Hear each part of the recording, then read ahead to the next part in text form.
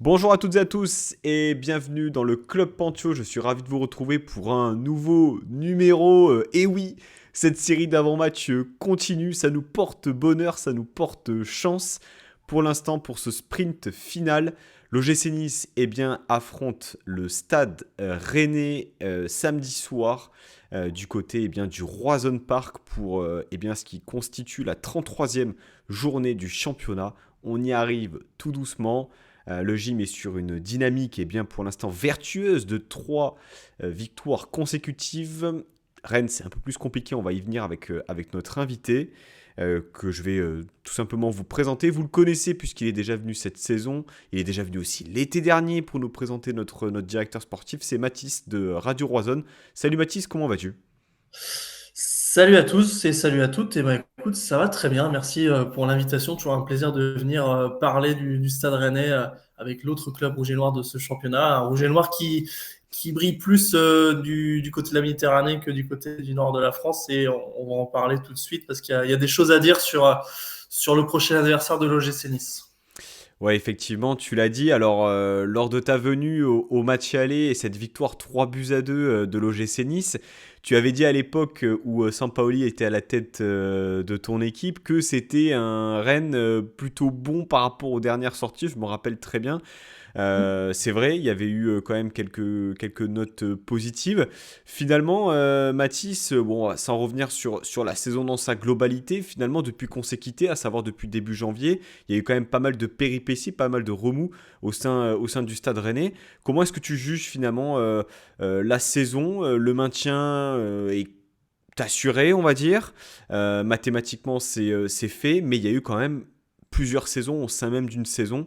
Tant, voilà, on le disait, il y a eu trois entraîneurs différents, des joueurs qui sont arrivés, des joueurs qui sont partis, beaucoup de mouvements au mercato. En bref, une saison vraiment galère. Ouais, c'est une saison très compliquée, encore plus que la saison dernière, comme tu le dis, parce que la saison dernière, on était finalement encore à ce stade de la saison à la lutte pour l'Europe. Cette année, on n'y est pas du tout, on l'a jamais été, et on a, comme tu l'as dit, le début de saison a été très compliqué parce qu'on a rapidement été en deuxième partie de saison, en deuxième partie de tableau, pardon. On a même été barragiste le temps d'une journée. Et puis, il y a eu donc ce match face à Nice, qui a été l'un des derniers de Georges Sampaoli, qui avait été, je trouve, l'un des plus consistants de son passage. Mais ensuite, ça s'est gâté avec une défaite face à Marseille, une défaite face à Monaco, une défaite face à Brest. Donc, 3 défaites ensuite, plus une élimination en Coupe de France, il faut le rappeler, face à 3, qui était à l'époque 15e de Ligue 2. Donc, la coupe était pleine. Et donc, depuis, donc, c'est Habib Bey qui est arrivé. Avec un mercato aussi, il faut le dire, il y a eu des arrivées, beaucoup de mouvements. Il faut savoir que là, je reprenais la composition de Rennes face à Nice. Finalement, il y a 3, 4, il y a quasiment la moitié de l'équipe finalement qui ne sera pas sur le terrain samedi, c'est pour dire hein, Hmm. les mouvements qui ont été faits. Mais depuis, il y a un peu de mieux, il y a un peu plus de talent qui est arrivé dans cet effectif, ce qui a permis de gagner les matchs que Rennes finalement devait gagner pour se sauver. Je pense à la victoire à Saint-Etienne, je pense à la victoire face à Angers, face à Nantes, face au Havre. Mais voilà, finalement, en disant ça, j'ai tout dit. C'est-à-dire que Rennes a gagné tous ses matchs face aux équipes derrière elle. Mais dès qu'on tape les équipes plus haut, eh ben, il n'y a quasiment aucune victoire. Rennes, c'est 8 points pris sur le top 12 de la Ligue 1. Et depuis le début de saison, une stat qui est effrayante et on s'est à se demander comment Rennes finalement est 12e de cette Ligue 1, mais Rennes, c'est 18 défaites en Ligue 1. C'est-à-dire que Rennes a perdu plus de la moitié de ses matchs. Il faut s'imaginer, c'est comme si Rennes commençait à gagner, à prendre son premier point à partir de la 19e journée de Ligue 1, sur une journée à 34. Et donc on se dit que Rennes est 12e, c'est miraculeux. Donc voilà, Abibay donc qui est arrivé avec finalement d'un point de vue tactique pas de grands changements puisque c'est un système assez proche, toujours une défense à 3 avec d'autres joueurs. Ostigard n'est plus là, Tebouer est relégué sur le banc. On a maintenant l'émergent même Michael Fay qui avait démarré aussi à Nice qui ne joue quasiment plus. Maintenant c'est 3 nouveaux défenseurs centraux arrivés cet été, Anthony Roux, Jérémy Jacquet formé au club et qui a été rappelé de près à Clermont, très bon, et Lilian Brassier qui avait fait de grandes choses à Brest, plus en difficulté à Marseille, qui est arrivé, qui trouve un peu plus de stabilité. Donc avec Habib Bey, il ne faudra pas s'attendre à un Stade Rennais qui aura changé dans sa structure, toujours une défense à 3, une attaque à 2. Euh, voilà un petit peu pour l'apport tactique. Ce que Habib Bey parce que Bay, son arrivée, voilà, je l'ai dit, elle a quand même amené des choses. Je trouve qu'il y a un peu plus de sourire dans ce groupe, il y a un peu plus de joie de vivre. Maintenant, sur le terrain, c'est ce qu'on se dit avec les supporters rennais. Il n'y a pas non plus on voit pas une révolution dans le jeu, une révolution dans l'envie de jouer, dans la qualité technique qui, là, pour le coup, reste assez faible, notamment le match face à Lyon qui était affreux à regarder. Je ne sais pas si Denis a regardé le match, mais pour les supporters rennais, c'était terrible de voir ça. Beaucoup de déchets techniques. Euh, Par rapport à ça, sur le terrain, je trouve qu'il n'y a pas de changement, il n'y a pas de qualité de jeu. Je trouve qu'il s'est amélioré. Abibay, finalement, a fait ce qu'on lui a demandé en gagnant les matchs que Rennes devait gagner. Mais ça coince toujours face aux gros, quoi. Et malheureusement, il reste 2 matchs, Nice et Marseille, qui sont 2 gros de Ligue 1. Et franchement, il n'y a pas de quoi être très optimiste pour le Stade Rennais sur les deux prochains matchs. Et c'est une bonne nouvelle pour Nice parce que Nice va jouer face à une équipe qui est en vacances. Parce que sur les 2 derniers matchs, notamment, il y a eu cette victoire face à Nantes parce que ça reste un match toujours à part pour le Stade Rennais dans une saison. Mais le match face à Lyon et les matchs face à Lyon et Toulouse ont vraiment été les symptômes d'une équipe qui était en vacances, vraiment.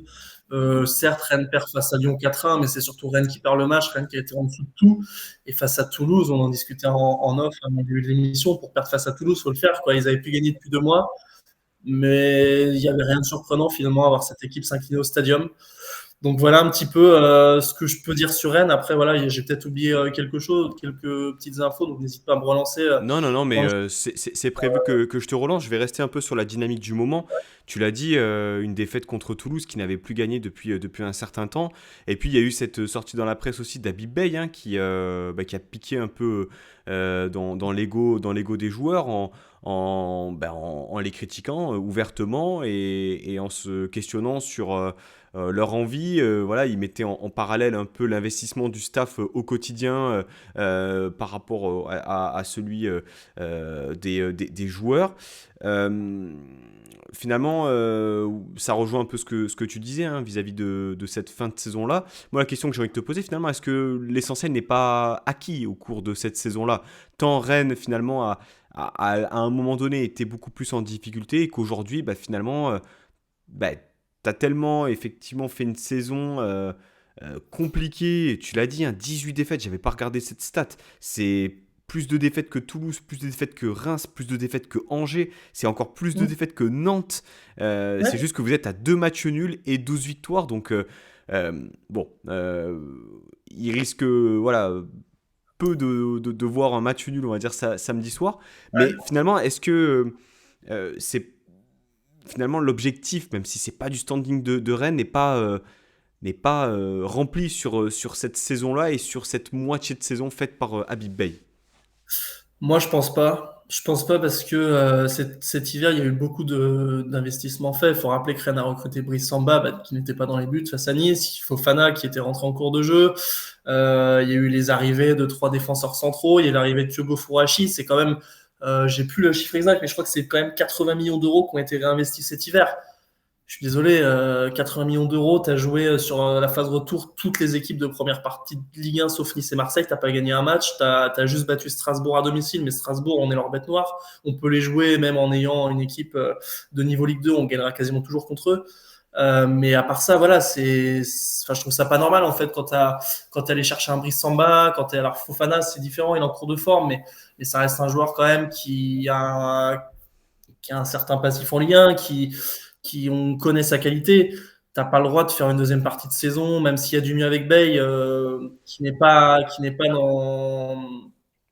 dans les standards du Stade Rennais, ne serait-ce que sur une deuxième partie de saison, où tu as 6 défaites sur le passage d'Habib Beye. Donc c'est un bilan correct, mais sans plus, et on va en revenir là, mais le bilan d'Habib Beye peut être sévèrement entaché avec 4 défaites de rang, parce qu'il y a eu cette défaite à Lyon, cette défaite à Toulouse, et je vois difficilement comment Rennes ne perdra pas face à Nice et Marseille. Donc finalement, la deuxième partie de saison avec tes investissements, c'est pas à la hauteur, c'est très inquiétant. Alors certains diront oui, c'est surtout pour préparer la saison prochaine, mais encore une fois, il y a des clubs qui ont réussi à faire des remontées. Je pense à Lyon la saison passée. Rennes avait le droit aussi de prendre plus de points sur cette phase retour, encore une fois, avec les investissements faits. Donc je trouve que ça reste un petit peu décevant, même si, voilà, encore une fois, on sait depuis un moment qu'on a tous le regard tourné au mois d'août. On a envie que cette saison se termine et de bien démarrer la prochaine. Mais c'est pas à la hauteur du Stade Rennais, quand même, malgré malgré que Rennes était, je le rappelle, barragiste, je vais me corriger, Rennes était barragiste à la 21e journée avant d'aller à Saint-Etienne. Donc, voilà. Mais je pense qu'il y avait moyen de faire un petit peu mieux, d'être, vous voyez, la Rennes est à 38 points, je pense que Rennes avait les moyens, sur une phase retour, d'enchaîner beaucoup plus de résultats et d'être dans les standards d'une équipe comme Lens, autour des 45 Hmm. points, 46, les Rennes en a que 38.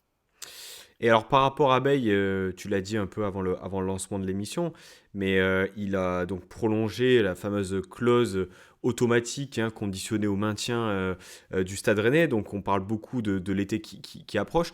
Comment est-ce que tu juges un peu l'avenir finalement du Stade Rennais? Beaucoup d'investissements, une reconstruction toujours en cours, hein, avec le président, on va dire récent du ex du Racing Club de Lens, Arnaud Pouille. Restructuration aussi du staff. Là, c'est une info d'aujourd'hui qui est parue dans l'équipe avec voilà, des personnes, voilà, Sébastien Sagnier, Ghislain Dubois et Mireta Guibert, trois personnes du staff actuel de l'OGC Nice qui vont rejoindre le Stade Rennais. Comment est-ce que tu joues au final le projet Arnaud Pouille? Parce que c'est beaucoup plus global. Finalement, est-ce que l'année prochaine, saison 2025-2026, c'est là où on peut commencer finalement à juger? C'est compliqué de répondre à cette question. Le projet Arnaud Pouille semble se nommer RC Lens 2.0, puisque avec tout ce On est passé par là aussi, hein. qui... Voilà, on pourrait presque dire 3.0, même si Arnaud Pouille n'est pas passé par Nice, mais c'est vrai que Guy Solfi a essayé à sa façon aussi de rameuter les hommes forts du Racing Club de Lens. Il se passe la même chose à Rennes. Euh, Comment je vois les choses? Alors oui, je pense quand même que le Arnaud Pouille, on va vraiment le juger cet été, parce que bon, cet hiver, on va dire qu'il aura quand même, oui, j'accorde un point, il aura quand même réussi à maintenir le club en Ligue 1 en évitant vraiment qu'il s'écroule, parce que sincèrement, moi je commençais un petit peu à avoir peur au mois de janvier, hein, après ces défaites face à Nice, Brest et Marseille, où vraiment on se disait, bah purée, ouais, là on va vraiment vivre le maintien et ça peut nous arriver, quoi. Ça n'est pas arrivé, tant mieux. Donc là, maintenant, ça fait un moment que Rennes est maintenu. Rennes est maintenu depuis 15 jours. Donc on va dire que depuis, allez, vraiment même depuis début avril, il aurait fallu déjà une catastrophe pour que Rennes descende. Donc j'ose espérer que Arnaud Pouille et ses hommes travaillent déjà sur la saison prochaine. Donc ça te laisse, tu vois, on va dire début avril, avril, mai, juin, juillet, allez, même août, ça te laisse 5 mois pour préparer la saison prochaine. Donc là, en effet, il aura plus beaucoup d'excuses. Et là, on va vraiment attendre ce projet Arnaud Pouille au tournant. Il n'y aura pas droit à l'erreur parce que Rennes, ça va être la deuxième saison sans Coupe d'Europe. Rennes a l'air insolide, mais une troisième saison sans Coupe d'Europe, ça actera vraiment le fait que le club est retourné dans les standards historiques, j'ai envie de dire, c'est-à-dire à jouer le ventre mou et de temps à autre un fond de top 7 pour être européen. Mais voilà, on s'y était plus habitué à Rennes, on n'a pas envie de s'y réhabituer. Mais là, ça va être le juge de paix cette intersaison et vraiment, il va falloir que les bons choix se fassent. Et je rebondis sur Habib Bey. Je pense que tout est dit. Il est prolongé, oui, mais il est prolongé de combien de temps? D'une saison?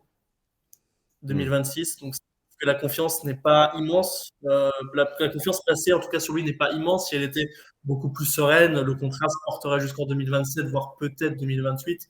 Là, je pense que tout est dit. 2026, il y a juste que je pense que, et là, ça se comprend, le choix se défend.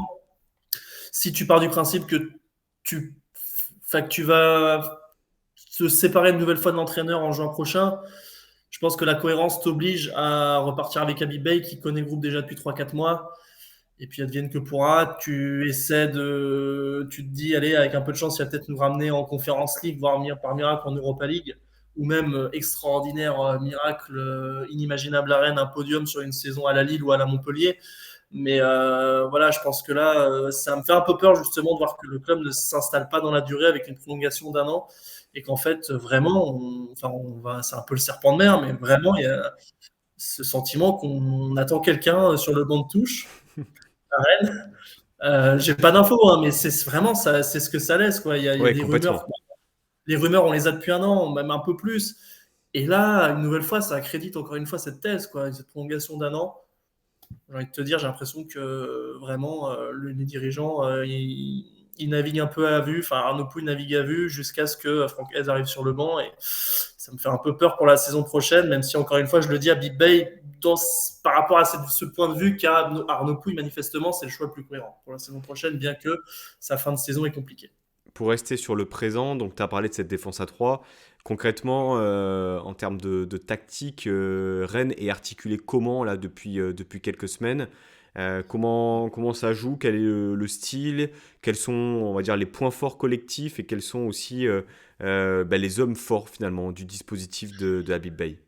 Donc c'est un 3-5-2, comme je le disais, avec plutôt une défense que je trouve assez complémentaire. On a Anthony Rouault qui est plutôt bon de la tête, bon relanceur, qui est capable, qui est pas le plus rapide, mais je trouve qu'il a une bonne lecture du jeu et qui est capable finalement de défendre assez haut de son but, pardon, et de nous protéger en profondeur. On a un Jérémy Jacquet aussi plutôt bon dans ce domaine. Pareil, assez à l'aise techniquement, qui n'hésite pas à apporter du surnombre au milieu de terrain. C'est toujours les facilités du système à 3, notamment avec ses profils de joueurs. Abibay s'appuie beaucoup sur ces trois-là pour à chaque fois apporter le surnombre.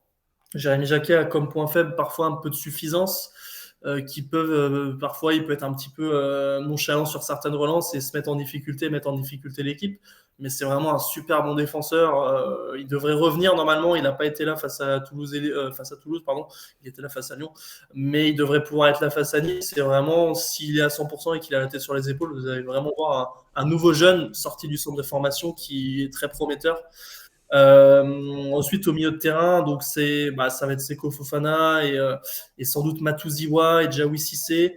Djawi Cissé, un jeune joueur qui avait bien démarré, qui a été lancé sous la Big Bay d'ailleurs, très bien démarré, qui retombe un peu dans la vague. Matouziwa, maintenant, qui a un profil un peu plus offensif et il place Djawi Cissé en 6, ce qui est un peu bizarre parce beaucoup trouvent, dont moi, que Djawi Cissé est le plus important offensivement et que Matouziwa, offensivement, il apporte peut-être plus d'équilibre à la perte du ballon et nous permet de presser plus haut parce que c'est un joueur qui est très important pour ça, un gros volume de jeu, qui lit très bien les passes.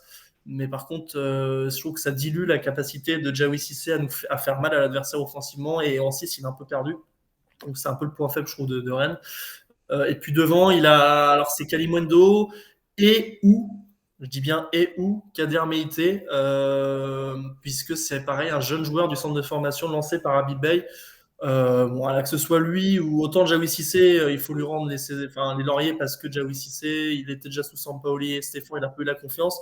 Meïté, c'est vraiment un jeune pour le coup qui sort du Titulaire lot. contre Toulouse, hein, il me semble. Ouais, et qui a déjà fait des apparitions, qui a marqué face à Nantes, qui a eu une à deux grosses occasions face au Paris Saint-Germain, qui est le neuf qu'on attend depuis très longtemps au Stade Rennais, le neuf du centre de formation formé au Stade Rennais de qualité, c'est ce qu'on attend. On est Jorginho Rutter, mais qui a pas eu le temps d'exploser à Rennes. Là, c'est la relève, on espère. Matistel aussi, hein, on peut oublier, on a formé Matistel qui a très peu joué. Chez nous, là, on a vraiment envie de voir Kader Meïté s'épanouir à Rennes. Il en a vraiment les qualités. C'est un profil un petit peu à la Evan Guessant, mais Evan Guessant est encore plus puissant, plus rapide dans la profondeur, mais il l'est un peu moins. Mais c'est un profil assez similaire et vraiment plein de promesses.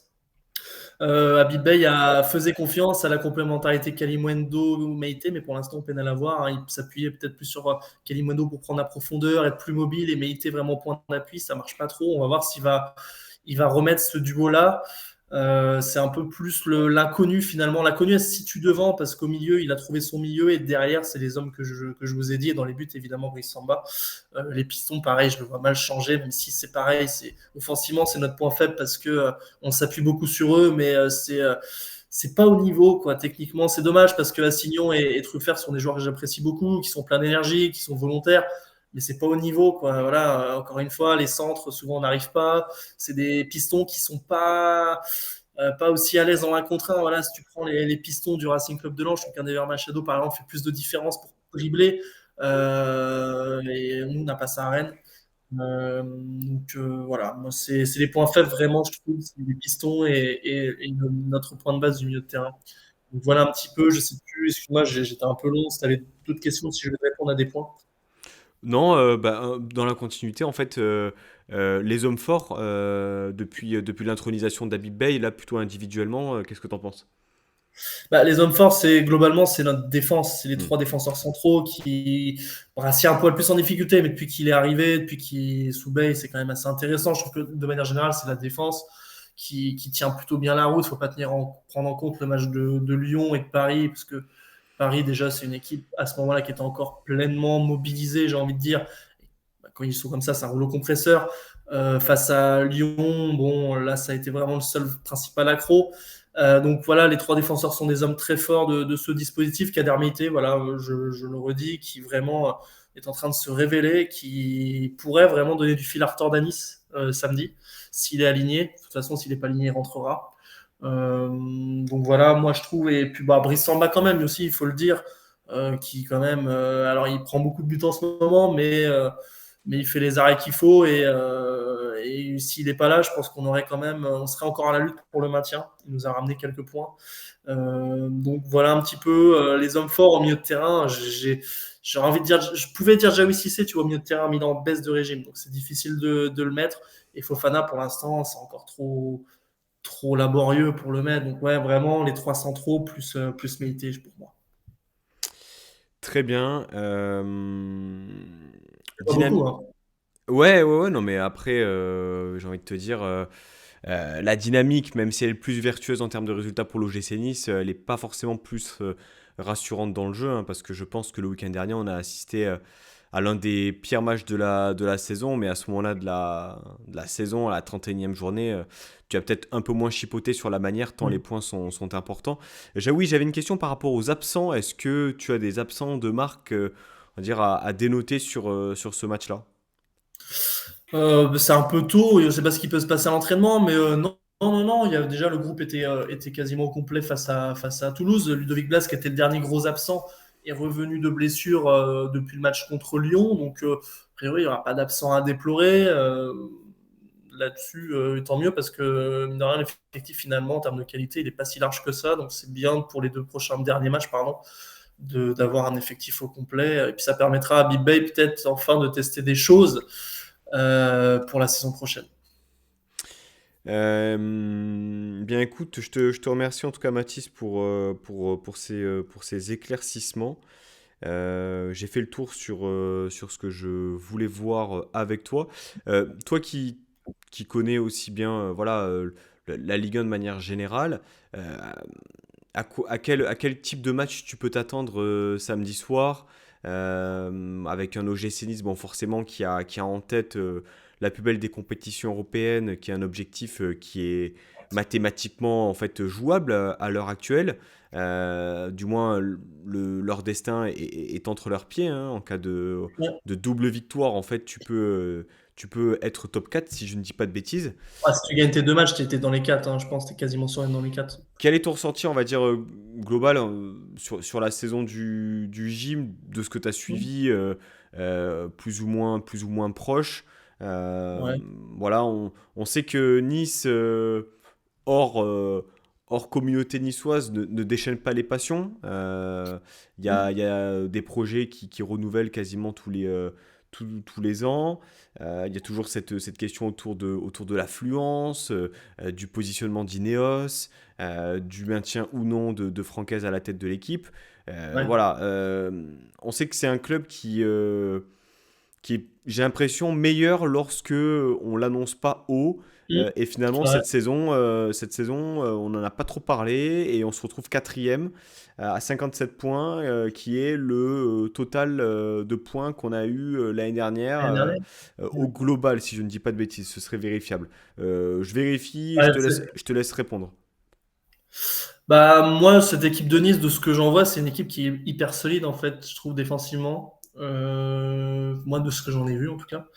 Maintenant, après, j'ai pas vu tous les matchs de Nice, je vais pas trop m'étendre au risque de dire des bêtises, mais de ce que je vois, je vois cette équipe niçoise un poil juste quand même pour être dans le top 4. Pour moi, il y a des équipes un peu plus solides sur l'ensemble de la saison.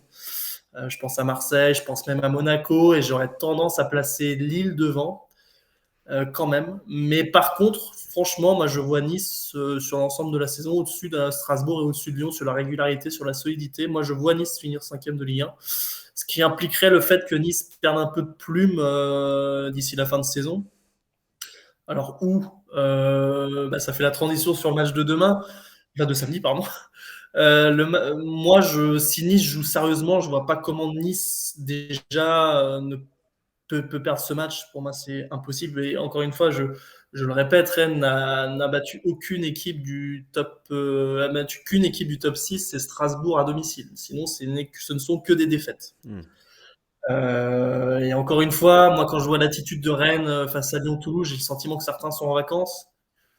Euh, Franchement, j'ai du mal à imaginer Nice perdre à Rennes. J'ai vraiment cette équipe et encore une fois, elle est pas toujours belle à voir jouer. En effet, la semaine dernière, il y a eu cette victoire un petit peu heureuse. J'ai en tête le match aller. Certes, il y a eu 5 buts, mais moi, Nice ne m'était pas impressionné. Mais j'avais trouvé cette équipe solide parce qu'on était revenu à 3-2 et finalement, elle nous avait rien concédé quand on était revenu qu'à un but d'écart. Donc, je vois pas comment on peut déséquilibrer cette équipe au point de prendre 3 points. Pour moi, le seul risque que Nice peut encourir, c'est vraiment si Rennes est dans un état revanchard, alors peut-être que Rennes peut accrocher Nice et prendre un point. Mais par contre, à Rennes revanchard, j'ai quand même du mal à voir Rennes battre Nice. Mais le risque du match nul n'est pas à exclure. Donc voilà, je suis plutôt quand même globalement optimiste pour vous. Vraiment, je serais vraiment, et je dis pas parce que je suis invité sur une chaîne d'histoire, je serais vraiment hyper surpris de voir Rennes gagner. Je pense que beaucoup de Rennais le seraient, et beaucoup d'observateurs de la Ligue 1 aussi. Donc voilà, et puis non, il faut saluer aussi comme le travail qu'a fait Franck Hez aussi pour parler à Nice, parce que sa première saison, vous voyez, comme quoi un entraîneur, au bout d'une saison, il est capable de faire des choses. Et c'est le cas à Nice. Bravo aussi à Florian Maurice. Je suis content qu'il réussisse pour l'instant. Alors, toutes les recrues, je pense, qui vous a apporté ne sont pas des réussites. Et c'est normal, c'est le lot. Mais je pense qu'il fait du bon travail. Je suis content de voir qu'il fait du bon travail à Nice, pardon, parce qu'à Rennes, il a fait globalement du bon travail à mes yeux. Et moi, j'étais de ceux, je crois que je l'avais dit cet été, que pour Rennes, ça pouvait être une grosse perte. J'aurais bien aimé l'avoir encore cet été avec du recul, encore plus avec du recul pour faire un mercato cohérent, chose qu'il a fait à Nice. Donc Nice, je pense, travaille bien malgré qu'Ineos ne soit pas là et c'est mérité de les voir là. Et encore une fois, je vous prédis un top 5.